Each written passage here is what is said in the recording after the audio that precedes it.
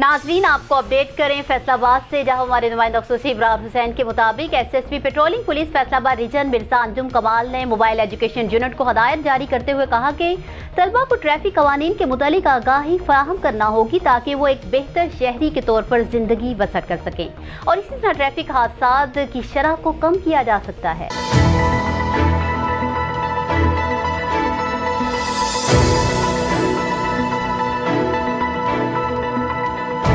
अहकामात पर अमल करते हुए पेट्रोलिंग पुलिस फैसलाबाद के मोबाइल एजुकेशन यूनिट ने फैसलाबाद के मुख्तलिफ तालीमी इदारों में शाहराहों पर सेफ ड्राइविंग और हादसा से बचाव के बारे में रोड सेफ्टी मुहिम का आगाज कर दिया है।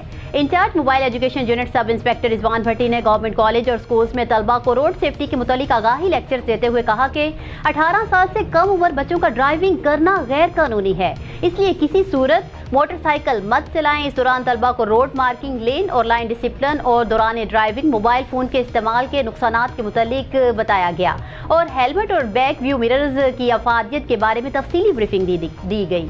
14 अगस्त की आमद के सिलसिले में वन व्हीलिंग के खिलाफ पुलिस की जानिब से किए गए सख्त इक़दामात का बताते हुए कहा कि वन व्हीलिंग मत करें, अपनी और दूसरों की जिंदगी खतरे में मत डालें। उन्होंने कहा कि तलबा को 14 अगस्त पर clean and green Pakistan movement में बढ़ चढ़कर हिस्सा लेने की हदायत करते हुए कहा कि हर तालिबे इल्म अपने हिस्से का एक पौधा जरूर लगाए।